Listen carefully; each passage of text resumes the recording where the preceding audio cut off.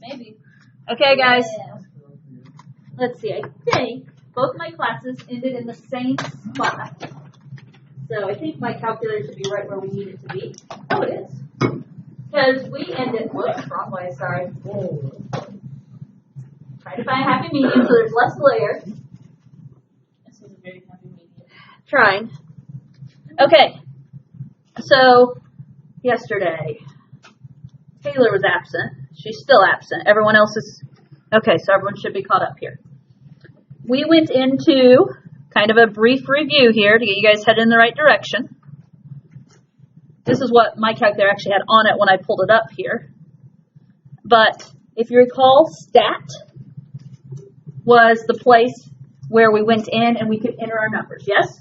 So stat is the button you need to remember there. And then we had to turn our stat plot on. So if I go into stat plots, which is the right above y equals, we had to turn stat plots on, which we just turned number 1 on because we just need one stat plot. And then we also set our window settings so that we didn't have negatives and the y-axis and x-axis went as far right and as far up as we needed. And then we graphed, and we had this shape. And I think the last thing we did is we determined this shape is a half of a parabola, right? So it's a, algebraically, this is a parabola. Now, when you guys think parabola, what equation comes to mind? X squared, right? So some variation of y equals x squared. There may or may not be like a plus bx plus c part. There may or may not be an a value to make it ax squared. Now, because this parabola goes through 0, 0, I know it has to just be in the form y equals ax squared because there's no, the bx and the c move it. And there's no movement happening here. Okay? I say ax squared because this has some kind of stretch or shrink. Okay? This does not go through like 1, 1, 2, 4, those kind of things. So this has some kind of stretch would be the word I think I want to use here. And so that's why for this parabola, I'm going to say that my formula is y equals ax squared. Now, yeah, I am zoomed in way. Thank you. Let me unzoom, so to speak, if unzooming is such a thing. Now, I am over here to the left. I am just going to draw myself a little picture or a sketch. Is that a better word? And notice along the x-axis, we used our times. Along the left, we used the distances, right? Distances were in terms of inches. Times were in terms of seconds. And we had a graph that used something like this, or looked something like this. And we used stat plot to view the graph. And I'm just trying to put some information down your notes. So if you go back, you're working on review, you look at it, you kind of have a little bit of an idea. I put L1 and L2 over by the data. And so that gave us an idea there. I said use stat plot, just trying to give you some things to remember this based on. Now, with that in mind, y equals ax squared is what we think for parabola essentially, right? Some version of y equals x squared. We're going to say ax squared because we don't know the stretch on this. Here's what we have to do is we have to have a way to find this a value. I'm okay with y equals ax squared, but I need an a value. Thought somehow I can find what that a value might be.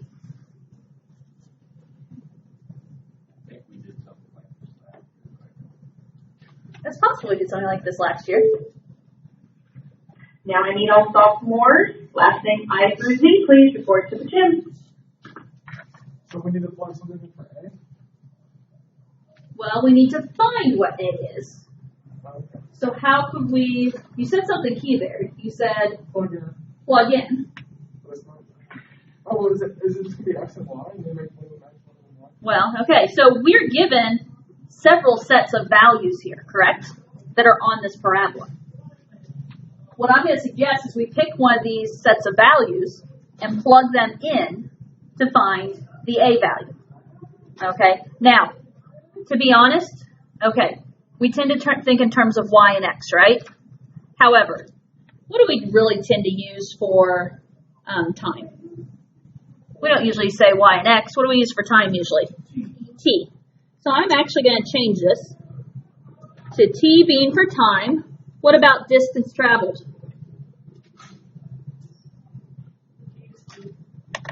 D is our common variable there.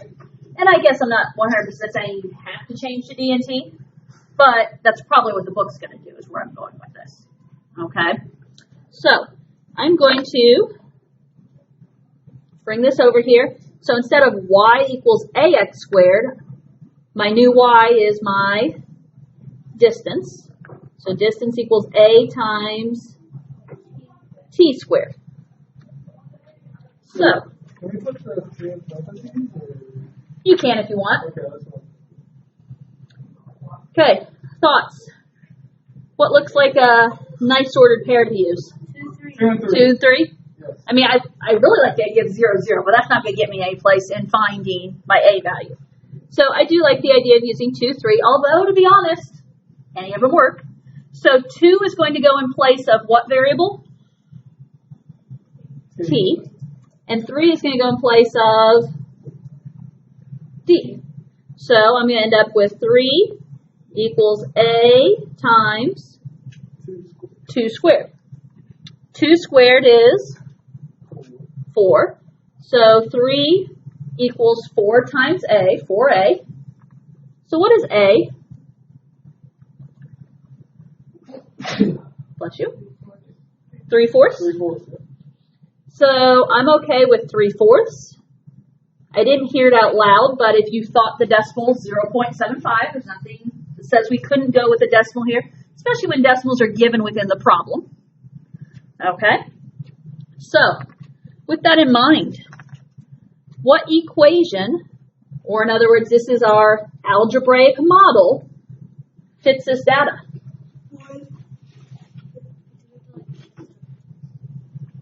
Well, we have an a value now, yes?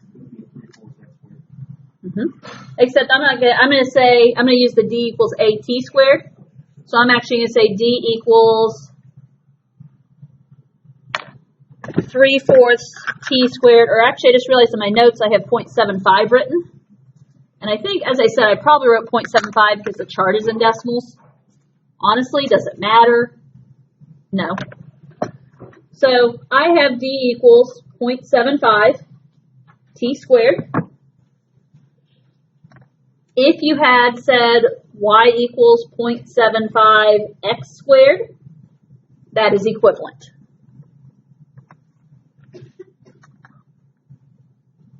Okay? And this is one of the situations where it, if you look at those dots, if you go back and look at your calculator, those dots form a perfect parabola, don't they? And so any dot you pick there is going to work. Now, okay, fun thing here. On my graph, I still have a set of dots, yes?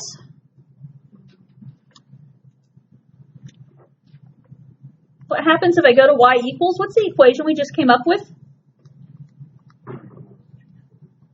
Okay, 3/4 t squared, or as I type it in here, 0.75 x squared. This is going to show me if my equation is appropriate. Because now look as I graph it, what's it doing? Okay, it's kind of connecting the dots there, isn't it? I went into my y equals screen and I typed in the equation. And by typing in that equation, When you put in d equals 3/4 t squared? except it's in terms of x and y. I typed in y equals 0.75 x squared.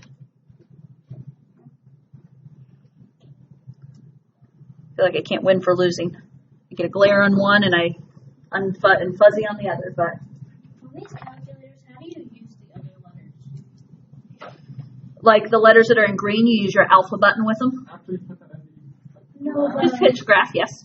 Next to the X, there's XT, then the O, and the N. Oh, instead of like, since ours always defaults to come up X, if you were in a different mode, so like if you were in polar mode, instead of X when you hit that button, it would become a theta.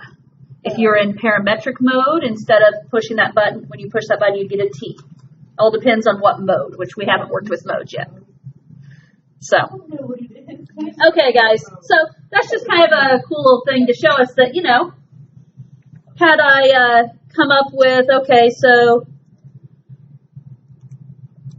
had someone gotten their fraction upside down. Whoops, that's not what was supposed to happen. And we came up with the equation 4/3 x squared. Notice, does my equation go through my dots? No. No, not really. Okay, so. Yep. Okay.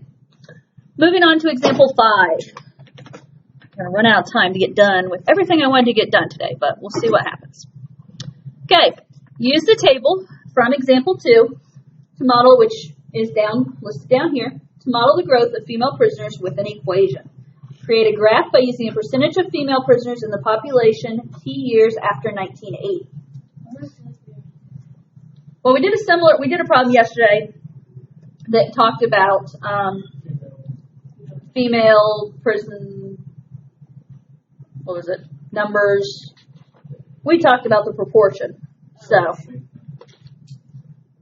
this is a variation of the table game as yesterday. Okay, so we're using this table, modeling the growth of the female prisoners, write an equation, create the graph. So, what do you think? What shape is this graph going to show us? So we're guessing parabola because the last one's a parabola?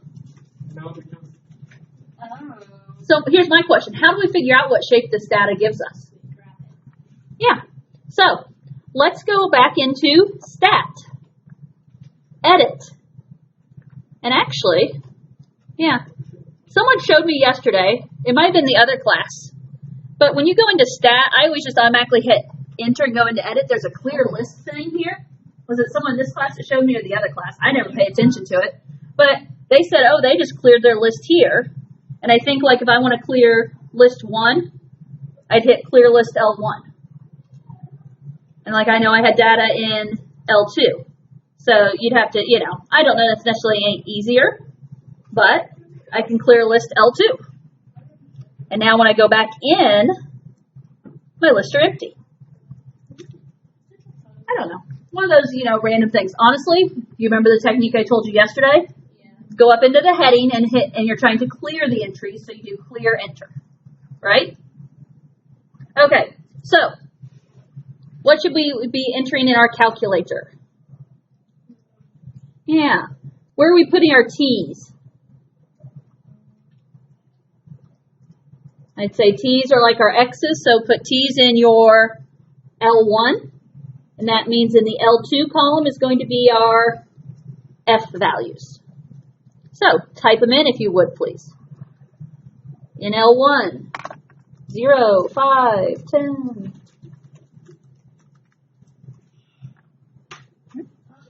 Go over and put your second set of numbers in L2, starting with 3.9.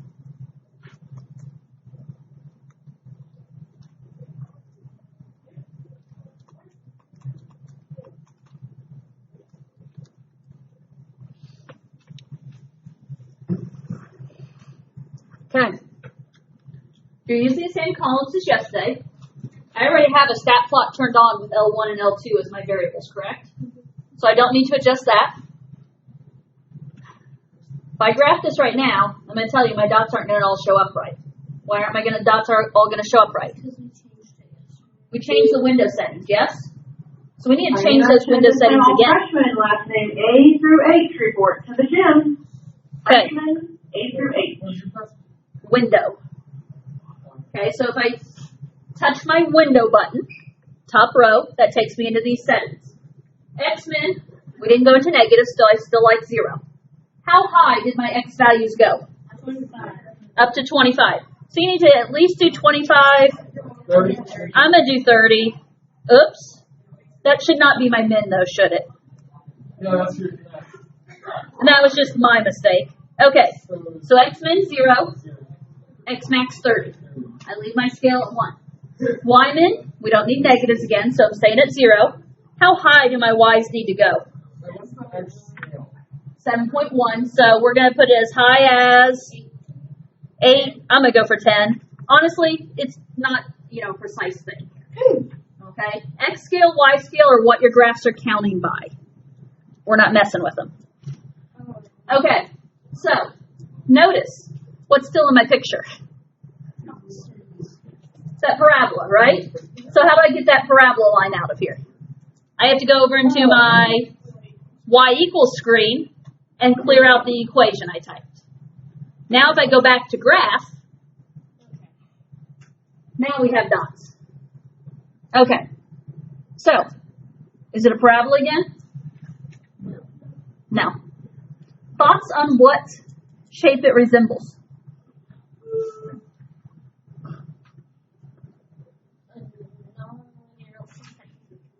It resembles a non-linear line. I kind of like the description of non-linear line, though. I can't.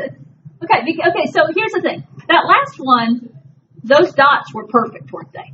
It was exactly, precisely a parabola. Here, my dots aren't perfect. But what is this closest to resembling? A line. So this is a linear set of data. It's not exactly perfect, but this is going to be one of those things where we're going to write a best fit line. Okay? Yes? Are we going to do like a paper that says all the time to do that? It's kind of hard to remember. Nope. And in fact, lesson 1, 2, or 1, 3, part of that will be memorizing what the different graphs Will are. you tell us at least what all of them are so we can remember? If you flip a couple of pages, there's a whole page of them. 12 of them that you'll have to know. Well, Yep. So, okay, gotta stay focused here. So, we talked about linear. Okay, so for parabola, you guys said x squared. Linear. What's our favorite linear equation? Yeah. Y equals mx plus b?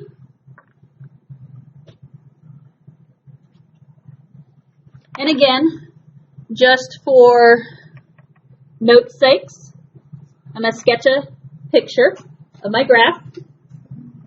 I put T on the x-axis, I put F on the y-axis, and I have these dots that are kind of almost oscillating, aren't they?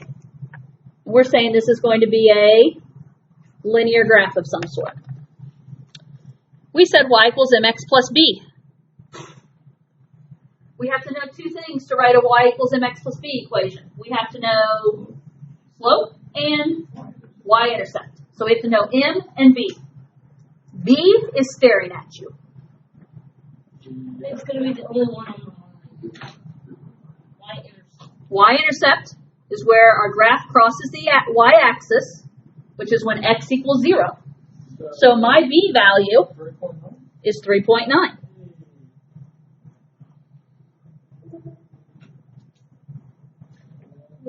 Okay. Now, the other thing we need to find is slope. How do we find slope?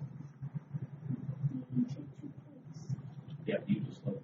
wait, Take 2 points. Slope equation. Okay, I generalize and say y minus y over x minus x, generally speaking, right? Okay. So, if we do that, one of the points you should use right now, because we just picked it as our y-intercept, is 0, 3.9. That is one of the points I would expect you to use. Does that make sense? Now, past that, all I can say is technically this is where our answers might not be exactly the same if we were doing this separate. Because are we all going to pick the exact same other dot to use? No. I would say if you see a point on the graph that is way out of whack with the others, I would not pick that one. Other than that, honestly, it's not going to really matter. Okay? I'm honestly, really it's not too huge of an issue here. We'll be in the same ballpark with about all of these because none of them are that far off. I honestly was going to pick the last one And so I'm going to use the ordered pair 25, comma, 7.1. Okay, slope. Y minus y. So 7.1 minus 3.9 over x minus x, 25 minus 0. 7.1 minus 3.9 is 3.2 over 25. That is now a calculator problem because we're not going to leave it with a decimal within a fraction. You're going to give me something better than that. 0.128. Remember, if your graph was still showing and you wanted to get out on your calculator, you can do a second quit. We learned that yesterday. I taught that by accident. Although I did think to share it with fifth hour. So, okay. So we have a slope. We already had a b we talked about above. What equation would you give me? Y equals 0.128 times x plus 3.9. Okay. One option of the equation would be y equals 0.128x plus 3.9. Now, I wrote that down and I have that written in my notes. Technically, they gave us f and t here. So if they gave us f and t here, we could also rewrite this as F equals 0.128 times t plus 3.9. Yep. I'm flexible there. I'm not getting nitpicky about did you use x and y, did you use t and f. Okay? But officially, if you're given certain variables, you should use those certain variables. That is a good rule of thumb to follow. So technically, I could get mean and nasty about using x and y on this one, but I don't. Okay, guys, when you go into homework tonight, work on knowing how to use this calculator, okay? Okay, we do have the next page, and this is where we're going to run out of time. So we're going to do what we can. With a full, and I don't have to do all of these examples, but with a full period, I could have gotten through a couple of these, which is what I want. We're still going to get through a little bit. We can definitely use some practice on our algebra. So let's look at A. First of all, notice the heading here. Solve the equation how? Algebraically. Examples 7 and 8 talk about graphing them. And so I will come back and talk about that tomorrow. But algebraically, 6x cubed equals 11x squared plus 10x. Thoughts on how you solve that algebraically? Ross? You have to get it to 0 and you calculate C or you factor it. Okay, so we're going to get it to equal 0 so we can do some kind of factoring stuff. Can we divide everything by 6x? Hold on that thought. Get it equal 0 first. Sorry, I'm trying to look something up while I talk, which is, easier said than done. Interesting challenge. Yeah, it is.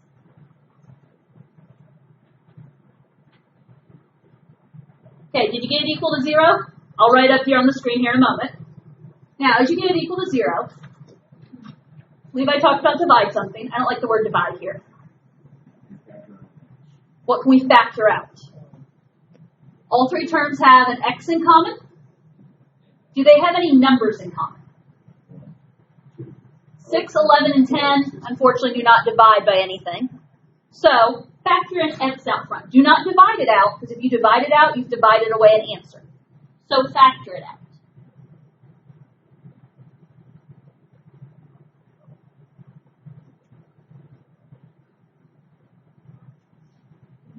Okay, so, me catching up with you. First of all, I'm going to make it equal to 0. So I'm going to keep 6x cubed there.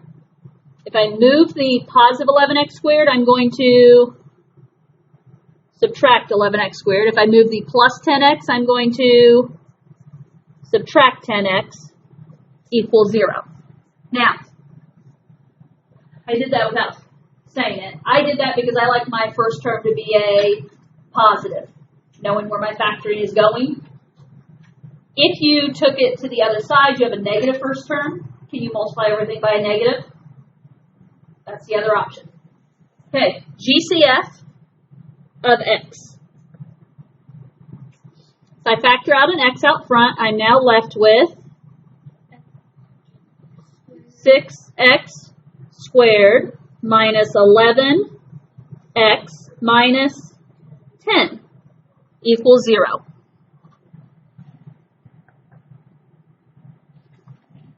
Okay, the x, no matter what you do, is going to continue to carry down. How do I factor 6x squared minus 11x minus 10? Product of AC. Okay. Product of AC. What are A and C? 6 and negative 10, right? So what is a product of 6 and negative 10?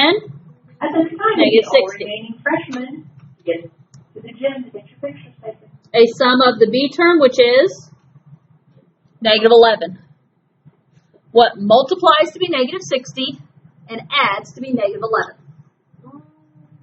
1 and 60, 2 and 30, 3 and 20, 4 and 15, 5 and 6. Okay, so we've got to talk signs here. Because is it 4 and 15 or is it 5 and 6?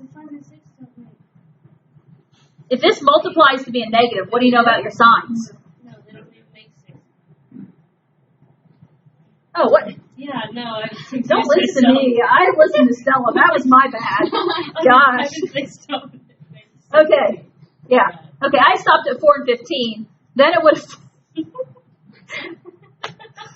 You just, man. I think it's 5 and... It would have been 5 and 12. Yeah. Which doesn't work.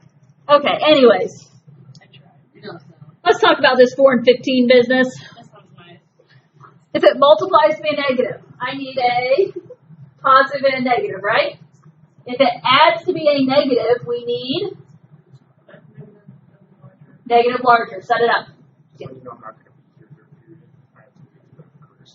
Okay, we will be hopefully finishing lesson 2 for notes. There'll be a recording on Schoology later if you want to grab that, and the Math Excel homework's out there too, okay? Thank you for stopping by, Eli. Okay. Positive 4, negative 15 is what we decided, yes? I'm not going to get this problem done. That's all right. Guess we'll finish it tomorrow. Because we're going to split the middle term. Either way, I'm going to say plus 4x minus 15x, and we will literally pick up at that awkward spot. Okay.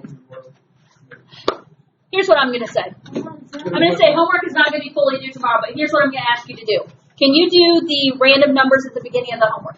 11, 12, 14, 20, 21, 23. Because that is the stuff we've already covered. The 30s and 40s is your equations that I haven't really covered. So start working on the random stuff at the beginning. I'll be honest, I'm not going to probably check homework tomorrow, but I want us to have time. Just, I want you guys to start looking at stuff so if there's questions, we can get it. Okay?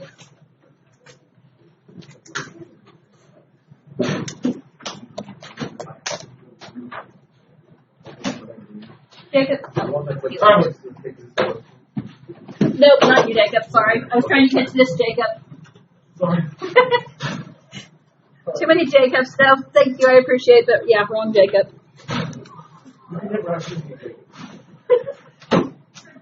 I don't know. Sometimes as a teacher, you can definitely have too many of one. Okay, I mean, Jacob is a name that there's been, I'm trying to think of other names over the years.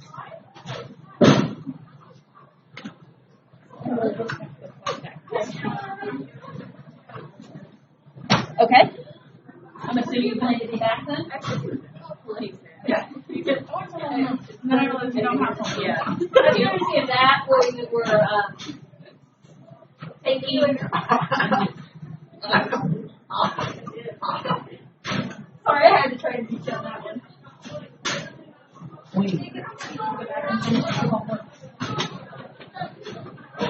Yeah, you did. The third one I did. But the first two, I know the first one you had login issues, but then you never went back to it.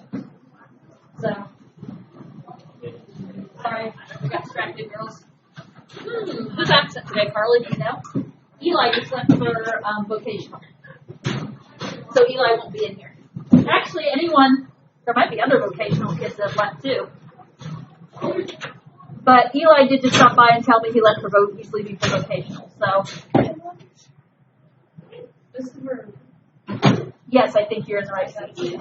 Oh, let me out.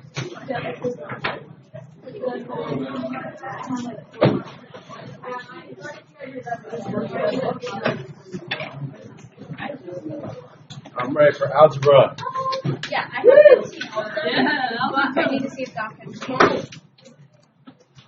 I'm gonna do that one. I'll follow around.